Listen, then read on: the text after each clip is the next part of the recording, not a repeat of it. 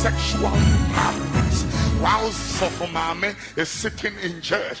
Now Sofumame engine is gone on retirement, and the Sofo is looking for engine tighter, creamy pussy, tight pussy.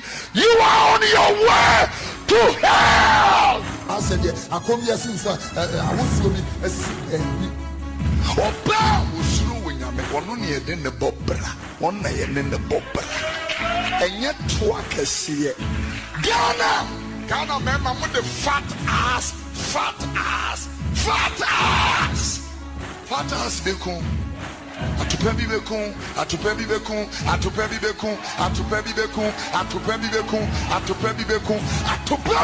the obeko bunsem. Yeah! Atupebi bekun,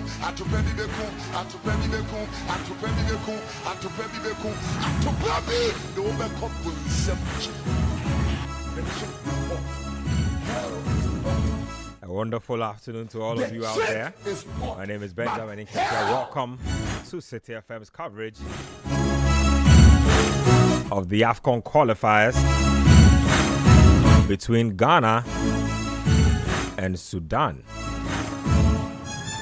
A game with a lot of implications. Black Stars are in the lurch as we speak. It's just 1 point from 2 games played so far.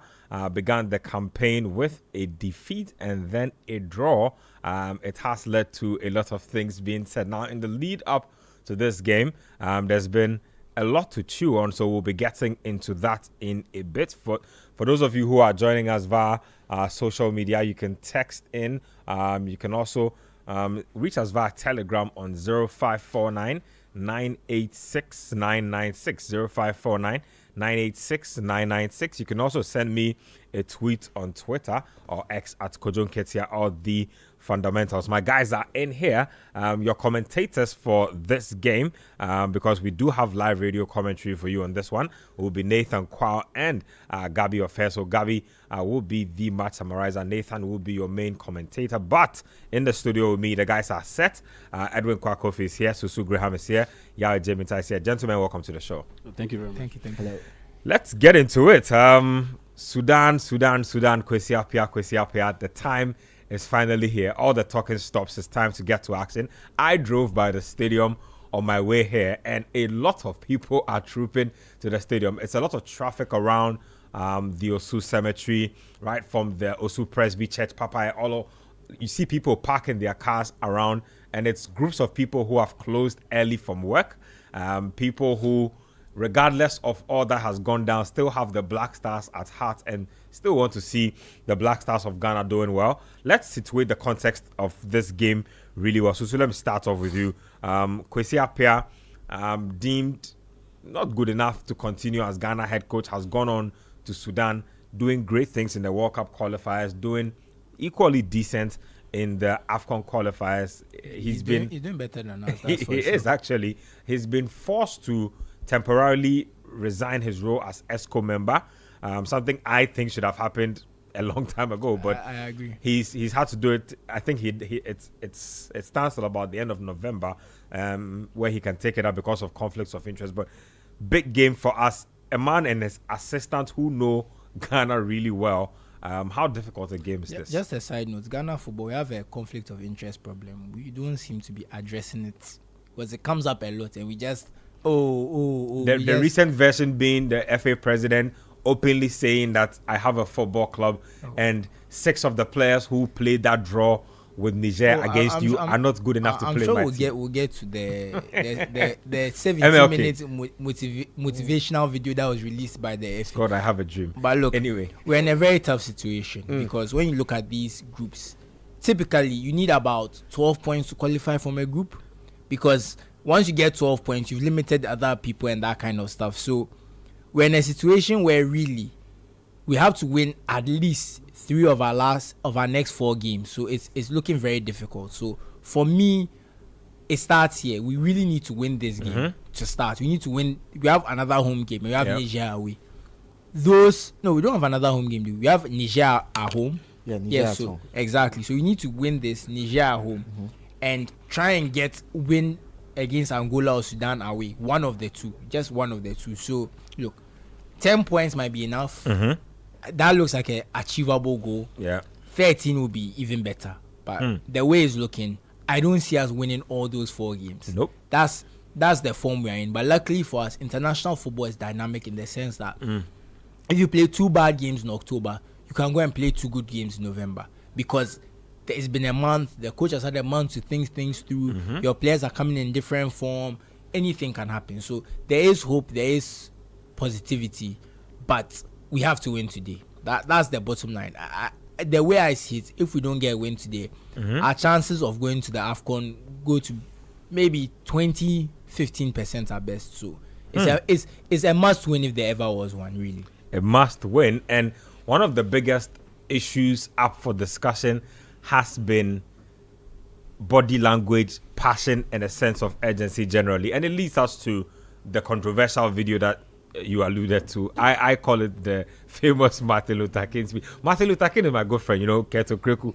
I My thought favorite part of the video is when he was hitting his head. when he said with all disrespect, Niger. Then I thought that we had seen the last of the Ket rants, but clearly not. Edwin, I don't know what you made of it. First of all, me and Edwin watched all 17 minutes. We are well versed. Is this message in order, first of all? Secondly, there's a debate about if he is the right messenger to deliver this message. Your take on all of that? Look, there are a couple of things wrong with it and one thing right. I felt the message was in order. We've talked constantly about how our Black Stars players are sheltered, pampered, and are not exposed to the reality of things. And it's clear from how they used to train, where they used to camp, and how detached they were from the fans, us, who watch them religiously. So they had to be told this. They had to be told hard and long, as Ket Okreku did. So I have no problem with the message. They had to be lectured. The things I had problems with was the messenger. Ket Okreku, you can tell that he's starting to crack. There's pressure on him because since he became GFA president, we have not won an AFCON game. And if you are a GFA president and that record keeps being thrown in your face, you are going to feel it. You might appear blasé about it, but if it's going to tell.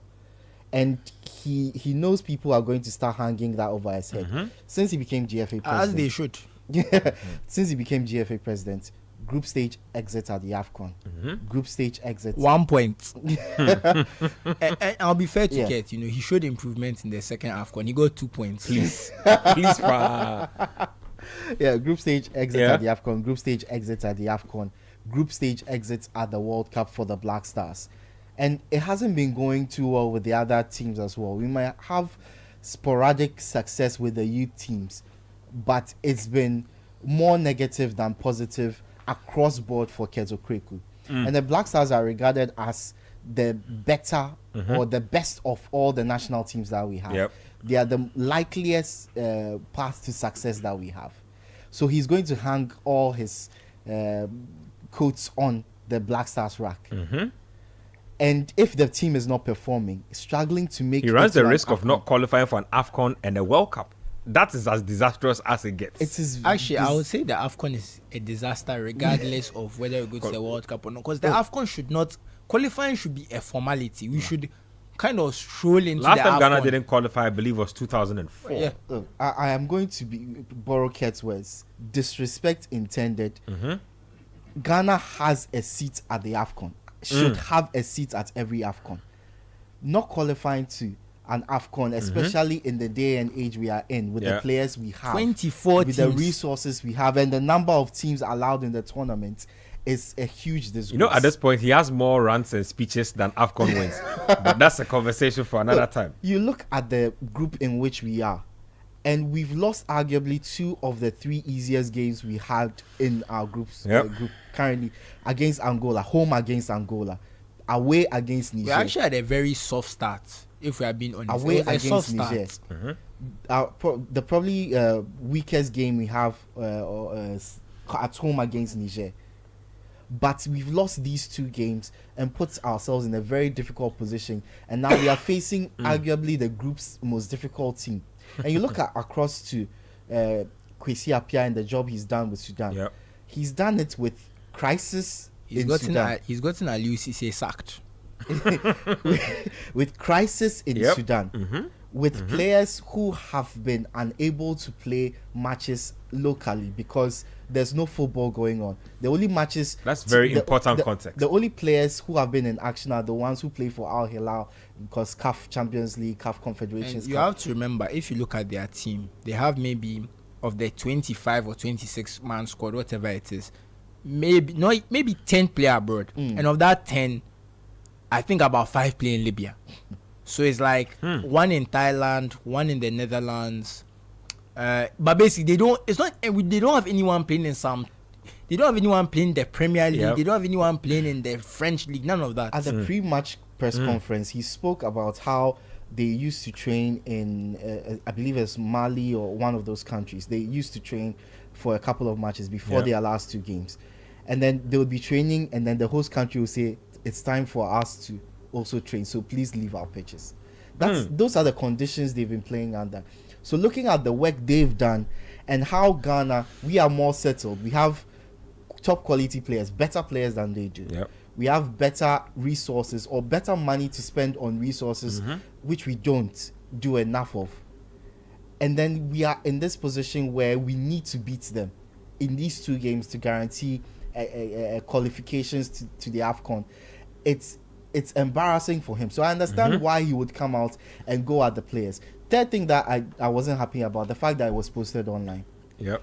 If this done behind closed scenes, But they closed published it doors, on their YouTube They published it on their YouTube They want YouTube views. proudly. And I'm not Maybe sure. it's a revenue raising strategy for the FA. I'm not sure this goes up without consultation of the management itself. No, I mean They he was approved standing there talking, so They and they approved- posted they it. approved He it. definitely wanted You it don't out. do that. Maybe it's to take focus off the results and the team and the selections and everything, which is fine. But you've now put a lot more pressure on these boys to succeed. You've put them under the spotlight. Exactly. Now they'll be under pressure to score goals to win this game. I get it. Pressure on them, it's needed at this moment. Yeah. But this is undue pressure that honestly I think has given I you- remember the You know, last time something like this I happened. want to just go in, bounce off what Edwin said. I think it's him deflecting attention from himself. Because, you know, I saw people saying that this group has been pampered, this group. So I thought, this group, what does this group mean?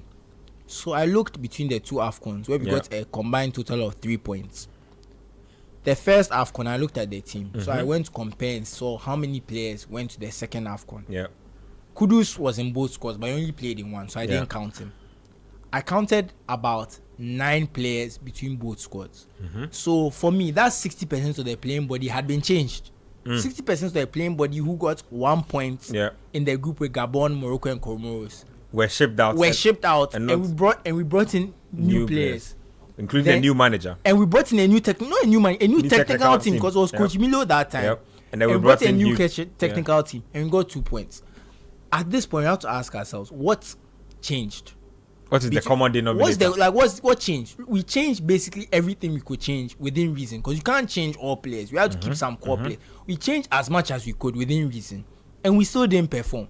There's only one common denominator. So for me, it's him deflecting attention from his own failings, trying to push it on the players, and they didn't seem impressed, to be frank. I mean, look, And you know, maybe it was even just the situation, maybe Yeah. even the timing.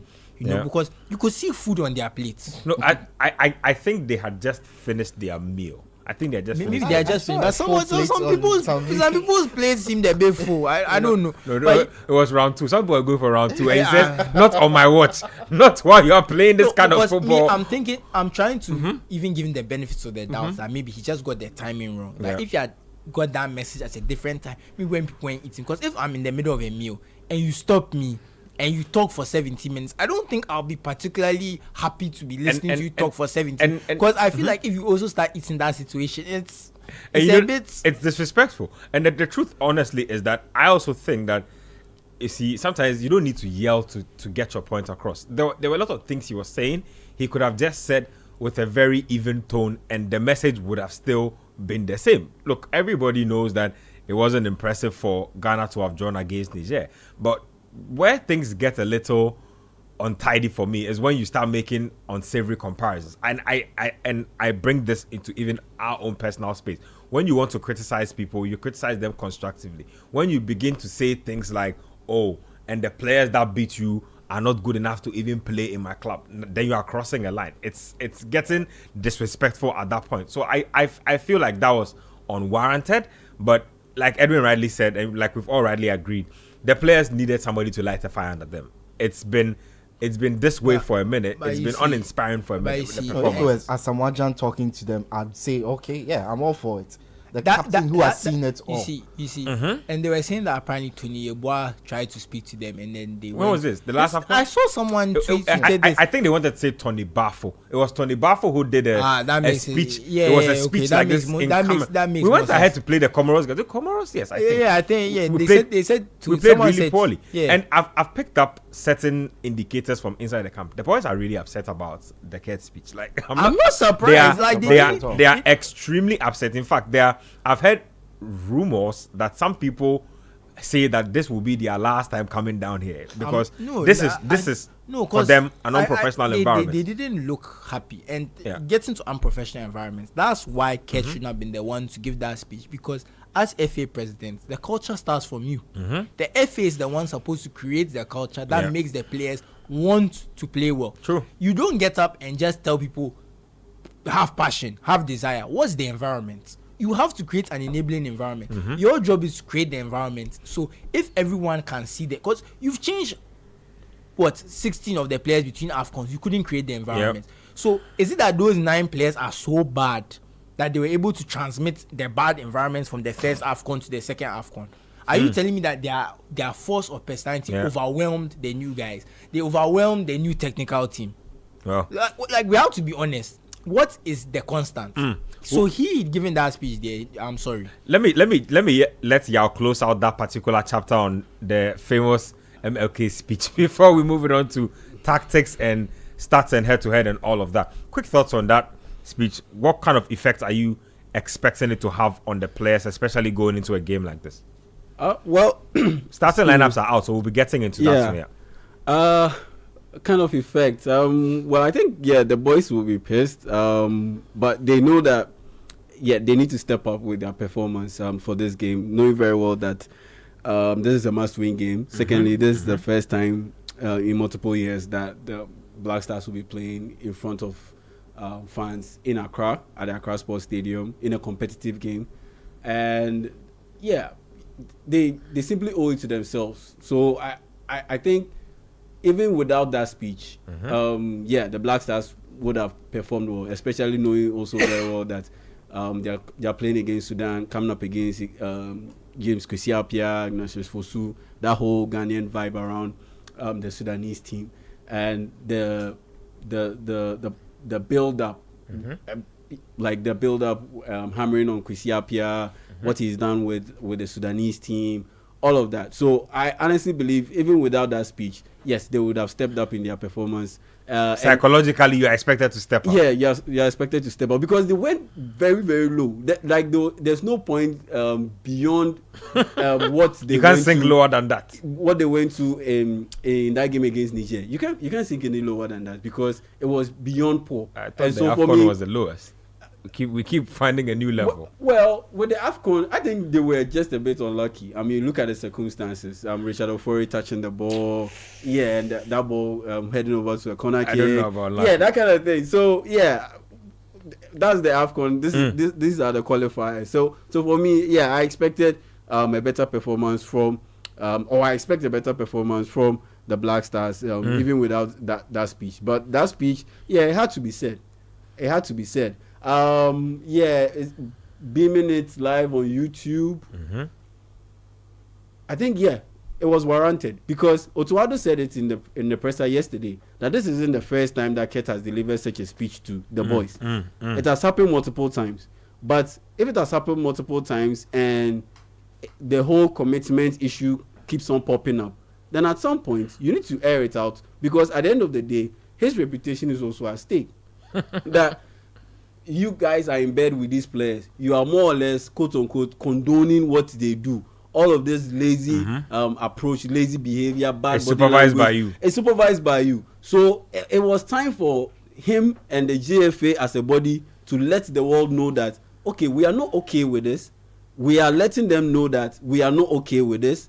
And if that even means that calling out some players publicly, if that means questioning the passion of the players to the national cause, then so be it. Because at this point in time, it had to be There's done. nothing to lose again. There's nothing to lose again. It had to be done. Knowing very well that, let's say they lose this game, and let's say even they draw in this game and they lose in their away fixture, qualification to the AFCON is all but over. So it had to be done. So for me, I agree perfectly with everything that Ket said.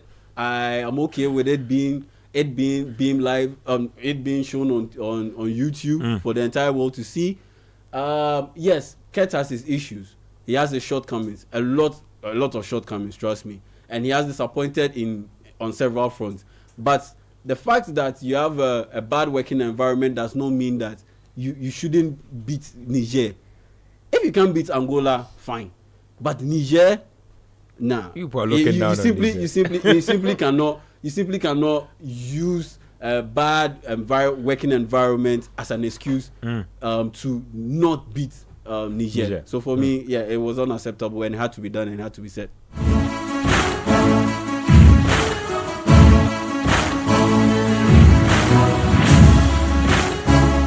So that's the gospel according to MLK, the FA president, Mr. Ket. I see more of a Malcolm X kind of thing, like by any means necessary. Yeah, I think it's more. No, I think it's more Malcolm X, by any means necessary. So even if it means putting myself at risk of detaching or isolating some players, yes, I'll still do it. We came into this thing calling him MLK. Now he's Detroit Red. I see. I understand. Anyway, Detroit Red was a criminal. I know. Please. Malcolm X was a freedom fighter. I'm just saying. Let's get into it. So, Accra Sports Stadium, the Accra people haven't seen a Ghana game in forever. The last time was in 2021 March. It was an AFCON qualifier against Sao Tome and Principe. We had Nicolas Opoku, Jordan, and Baba Rahman getting on the score sheet in a 3-1 game. This time, it's back to Accra because the official spiritual ground, as we call it, Baba Yara, has been given the red X by CAF. Now, in the wake of this, Accra has seen a bit of a facelift. I have seen the dressing rooms. I've seen the players' washroom and the public area washroom. I've also seen the media stand has been giving a little bit of a facelift. We hope that these renovations will be properly maintained and we don't have to ever come back to the point where we are being threatened to have to go and play games outside the country. Personally, I think we should have played this game outside the country, and these are the decisions that have led us to this point where we keep doing bad people. We keep implementing stopgap measures instead of thinking long term.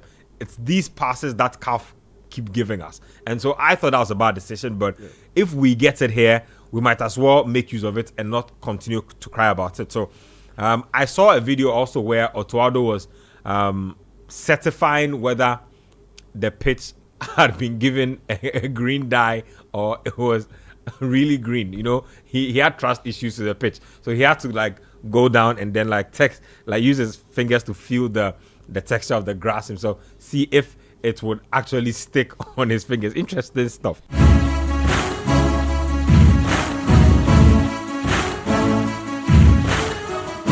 So I'm just picking up that CAF officials have again inspected the Accra Sports Stadium and the pitch this morning to ensure that it really does meet their standards. I'm sure the NSA and the ministry have been working over time. Edwin, let me get your thoughts on all of that. So a game that was initially threatened to go to Cote d'Ivoire, Togo, Nigeria has been salvaged. We have a situation here.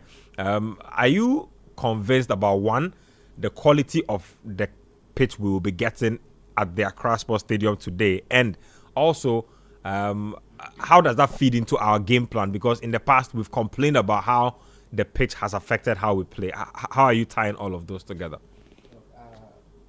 I guess there's one more excuse the Black Stars can cross off their list if they don't pick up the victory in this one.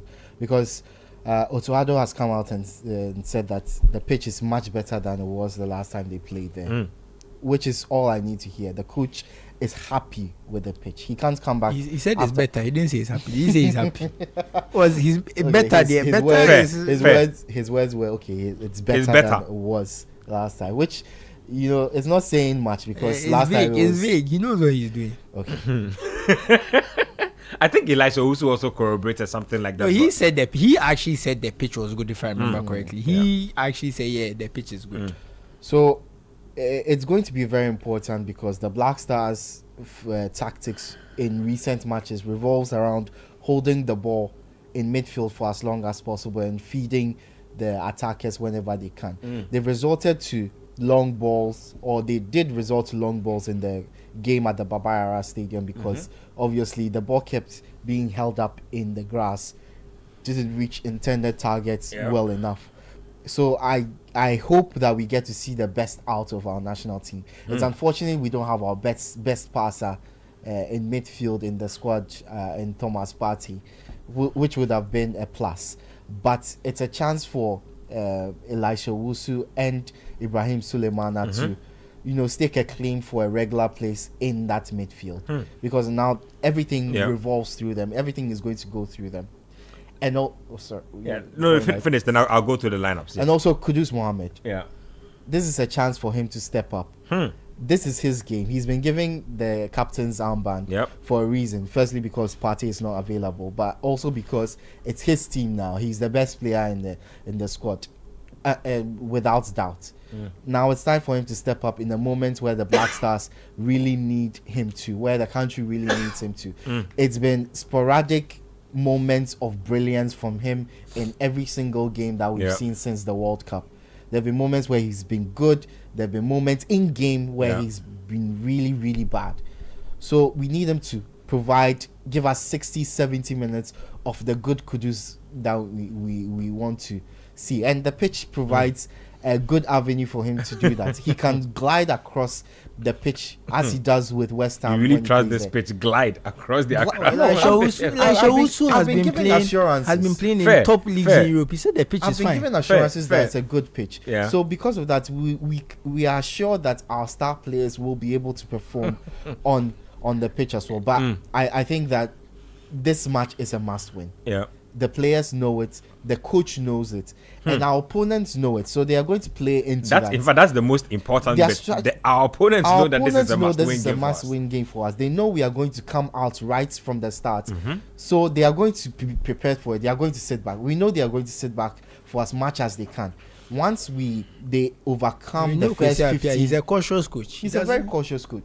Once they overcome the first 15, half an hour of us trying to get an early goal, then they start coming forward, gaining confidence, and that is when they are most dangerous. When we start pushing players forward, and they can afford to also push a few more players forward. So it's going to be down to the players primarily, but I think Otoado needs to get his tactics right because you are facing a tactician who knows the country. He knows our food. He knows. He's an inside man. He's an really. Insider. He knows how we prep for games and all of that. He has motivation to win against us. Do you remember when they were announcing coach? He knows our food. Yeah, he knows our it's actually Kwesi Appiah they were talking about. He has a reason, a motivation to win against us, and he's with a team that he's been performing well with. And as I said a month ago when we came into the studio, they have mentality over us, they have results over us, and they have performances over us. So at this moment they are the favorites. I consider them the favorites for this game. Sudan favorites for this one. Starting lineups are out. Let me get into that right away. We have Atizigi in post for this one. Ali Seidu is out there with Mohamed Salisu and Jordan Ayew. Mohamed Kudus, Ibrahim Suleimana, Gideon Mensah, Elisha Owusu, Ernest Nuama, Jiku, and Semenyo. So let me just try and arrange it for you. So it's Atizigi in post. Ali Seidu, I believe, will be at right back. Gideon Mensah will be at left back. It will be Jiku and Salisu at the heart of defense. In midfield, we will have Ibrahim Suleimana and Elisha Owusu. And then across, we will have Kudus, Semenyo, and then Ernest Nuama. I think it's what it will look like. Jordan will also be in the mix. I think one of them is a number 10 one way somehow. Let me get to Susu. Start off with Kudus. Leadership has been thrust onto him. I don't necessarily agree that he needs to be captain of this team, but that's a conversation for another day. Is he the right man, first of all, for that kind of job?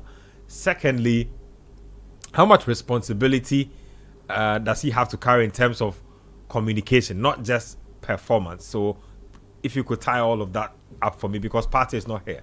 Speaking of the captaincy, I believe, in my opinion, Jordan Ayew has been snubbed. He's one of the most... I thought Jordan would be captain. Yeah, no, he's been snubbed, in all honesty. It's kind of... the truth is, even after Andre, he should have been captain, but maybe the optics of moving from brother to brother was somewhere. So maybe Partey was given that role. And I believe if you're thinking about it, maybe he's given the role as you are the best player. You are the one to lead us by example. So there's that aspect to it. But if you're talking about experience-wise, Jordan is the clear and obvious choice for this. So, and speaking of Partey... Does that create problems? Because I know these things can create... It depends on whether Jordan actually sees himself as a leader. Because some people have that experience, but they are not leaders. Because just because you play 10 years doesn't mean you're a leader. It's just on paper. You would think that Jordan is the next...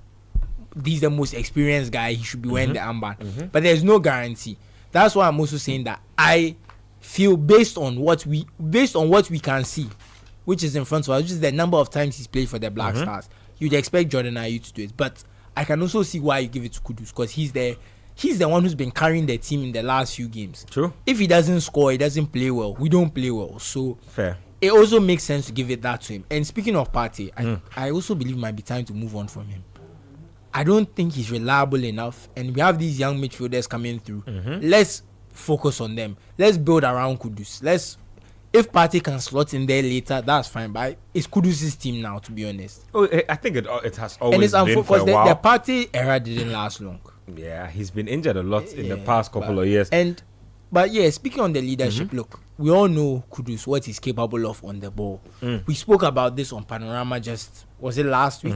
About how, it was last week, about how he does a lot on the ball, but off the ball, that's where we need to see more from him. And when you're captain, you can't say that you are not going to run, you're not going to press, you're not going to show energy, because if you are lax and you are the one supposed to be leading the team, how can you even have the moral authority to tell anyone to do their running? That's what I'm saying. So maybe it's even a psychological thing for Moto Ado that I want you to run more. So as your captain, everyone is... You show a lot more effort. So maybe that's what it is. But let's see how it works out. The thing about these leadership things is when the armband is not the only way to be a leader. And we see this a lot in teams, that there's leaders who don't wear the armband. Goalkeepers are leaders at the back because they have to organize. Some centre back leads the other centre back. There's different forms of leadership all over the pitch. So very important. Just because you're not wearing the armband, the experienced players still have to show themselves. Someone like Jiku right now, he's becoming one of the more experienced players in the team. Jiku and Salisu, they are now getting into it. They've played similar amounts of games to Kudus, together, if I remember correctly. So they also have to show some leadership. Jordan definitely has to show some leadership. You might not be wearing the armband, but as the most experienced player there, you have to show leadership. So I'm looking at a lot of these players to show leadership apart from Kudus. Kudus can't be the only leader there. You need more leaders. So I'm looking at those. And even at Atizigi, I mean, as a keeper, organized on the back. So Salisu, Jiku, and Jordan, they have to support Kudus and make sure there's some leadership in the team. But I like the lineup, though. I do like the lineup. Yeah, your thoughts on the lineup as well. And then quick thoughts on... Ignatius Fosu, because they have been complaining about our training facility. They say we sent them to St. Thomas Aquinas, which they didn't like. They say we forced them to train on an AstroTurf, which they weren't happy about as well. So just thoughts on the Ghana lineup, and then touch briefly on the Sudanese technical team first. Yeah, the Ghana lineup, very solid lineup. I'm a bit surprised that we seemingly not going to have, let's say, 3 central defenders at the back. Maybe looking at how things are shaking up, Alidu Seidu will slot in a bit deeper and play as the third centre back. Then have maybe Antoine Semenyo drop a little bit deeper to help out defensively on the wide areas on the right side. But aside that, I think it's a fine collection of talent. I would have preferred to have 3 centre backs with Jiku returning, and the fact that Abdul Momen, aside that mistake that he committed against Angola, was pretty much our best player in the 2 games we played against Angola and Niger. So I would have thought that that bit of consistency would have been maintained by maintaining Jiku, by maintaining Abdul Momen and Salisu, and bringing in Jiku, knowing very well that Salisu, Mohamed, and Momen will always try to play out from the back based on the things that we've seen from training and from Otoado's past games. We are going to play out from the back, and so Jiku is not the most comfortable player with the ball at his feet. So if you have 2 defenders alongside him, it really helps out. Then you can have a guy like Alidu Seidu and Gideon Mensah play as wing backs. Then in the middle you pair Mohamed Kudus with Elisha Owusu. Then you have as many wingers as possible in that front line, because we have loads of them. So you can afford to start Antoine Semenyo and Yake Williams to play alongside Jordan Ayew. So that was that's the only bit that I'm a bit surprised with, because starting Ibrahim Sulemana, it's quite a big call, because he hasn't played too many games for Ghana. He hasn't played too many games for Atalanta since he moved, and so starting him in such a pressure-cooked situation in a must-win game as this, playing at the Accra Sports Stadium for the first time in a while, I think that's a big call, and I'm hoping for the best for him, because Elisha Owusu will do his bit.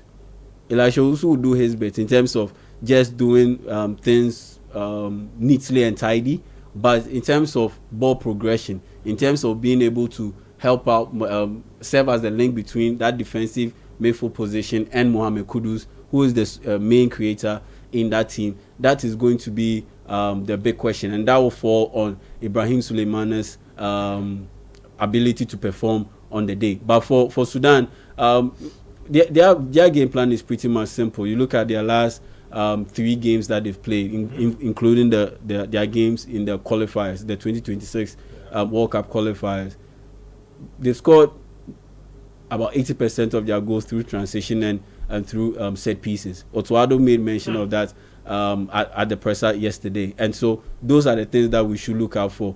And I wouldn't be surprised looking at how their technical staff is made up of 2 Ghanaian coaches, knowing very well how Ghanaian teams normally start slow. I wouldn't be surprised if they tell Sudan to have a good go at the Black Stars in the first 10 minutes, then try to be a little bit conservative and stick to their game plan of trying to get a goal through set piece or transition. So I wouldn't be surprised if Sudan start very strongly in that first 10 minutes, press very high, and try to get our players to make mistakes and try to capitalize on the jitters that might pop up with Ghana playing in front of the Accra fans, and the fact that we know that it's a must-win game. You'll hear a couple of things if you don't play well today. Edwin, I'm sure we have the Sudan lineup there. I don't know if you have it. Yes, it's true. I mean, Accra is not Kumasi, where they are a bit more patient.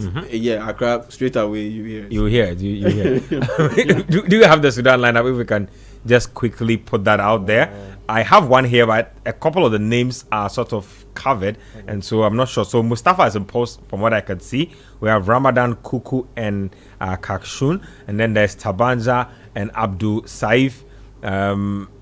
there's Al Rashid and Obaka, and I think I'm trying to figure. I wish CAF would put these out for themselves. All of us They need to put out their own. Because for us to have to now look Abdurrahman to try and find Sudanese so they have sources. They have used their own, and you see the graphic has covered the text, so you can't really see the names on there. But just quick, because their names are pretty long. yeah. I mean, either Edwin or Susu, you guys have been doing some digging on the star players of the Sudanese team. Just quick thoughts on who can hit Ghana today, who has a good goal scoring record.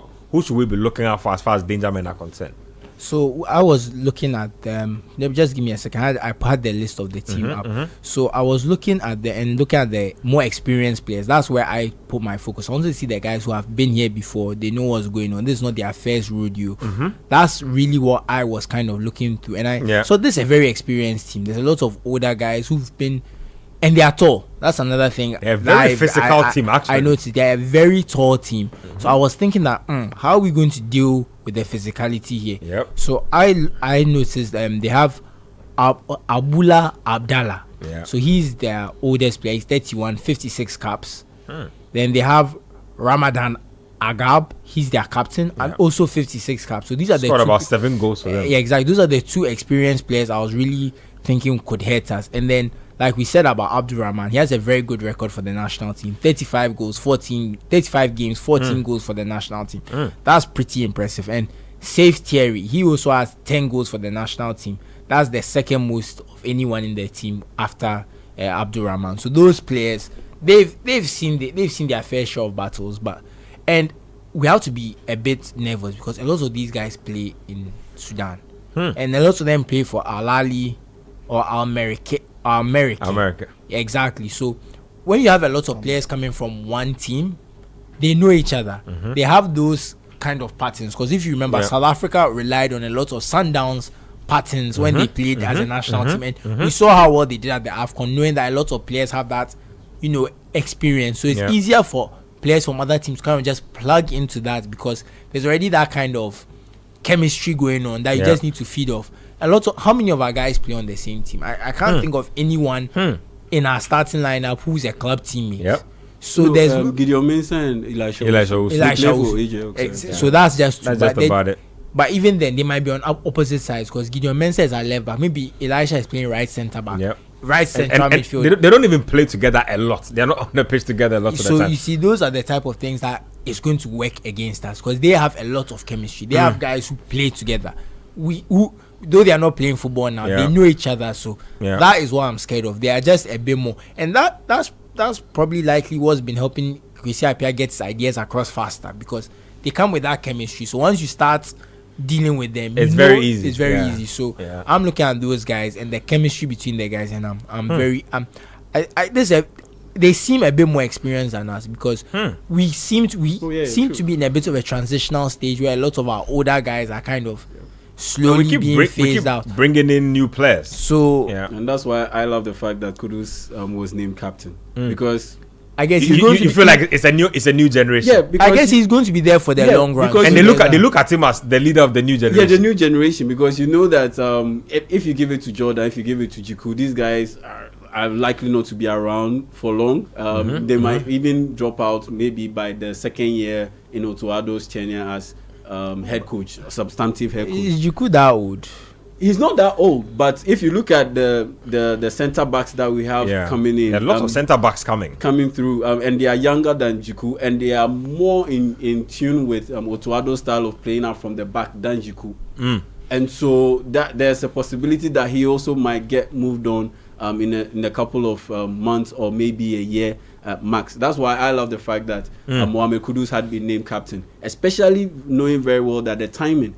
I mean, you got called out in front of the world by the Ghana Football Association president.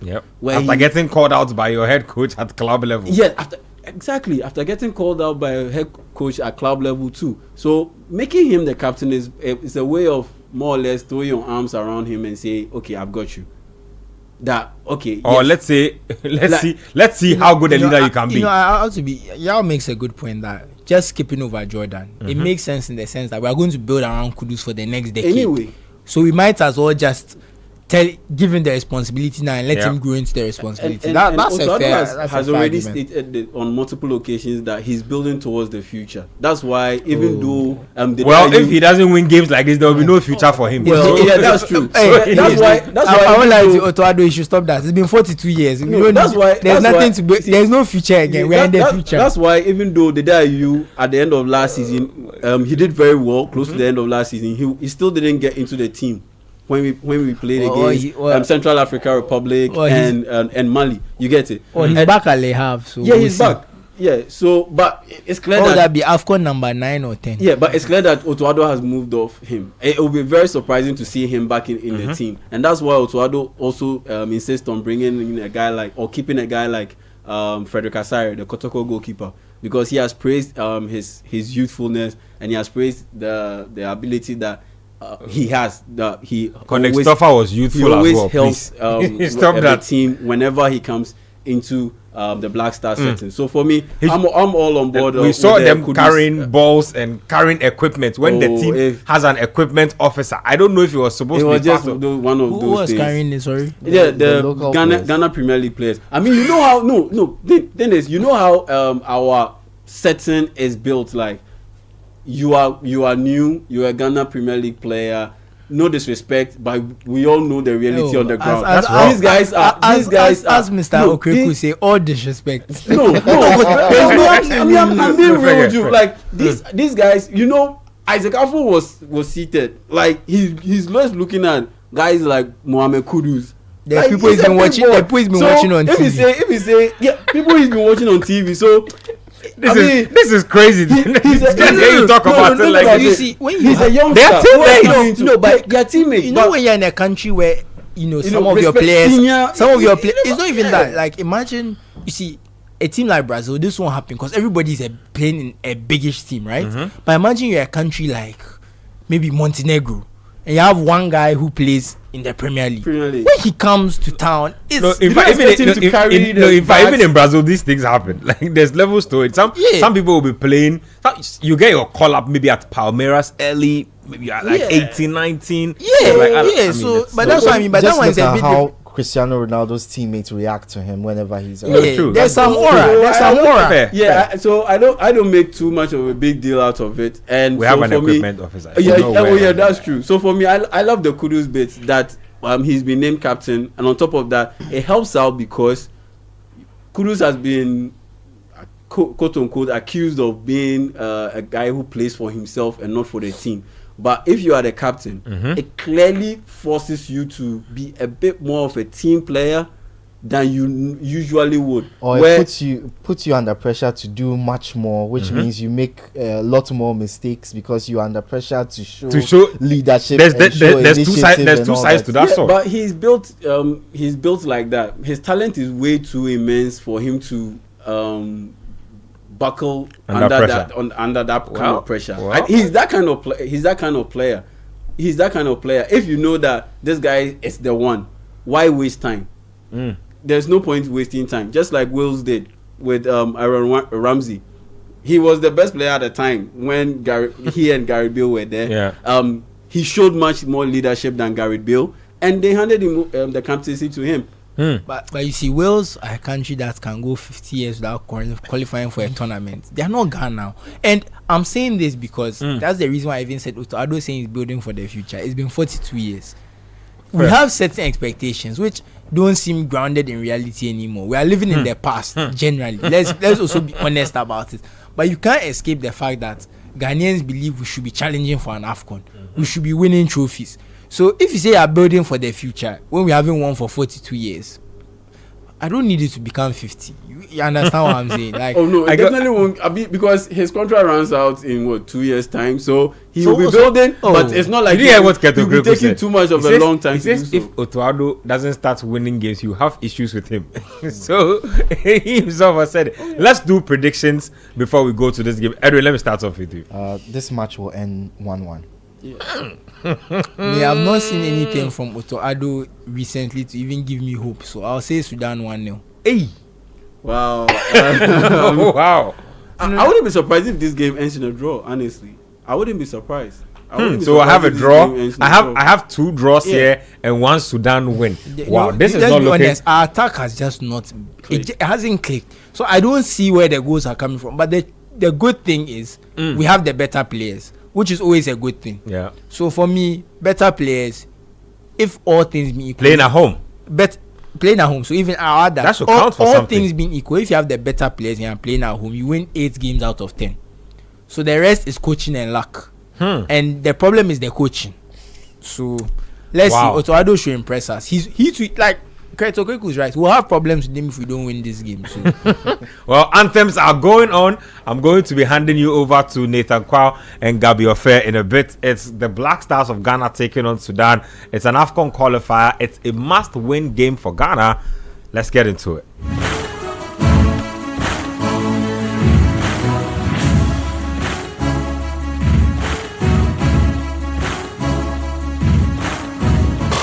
City 97.3. Accra.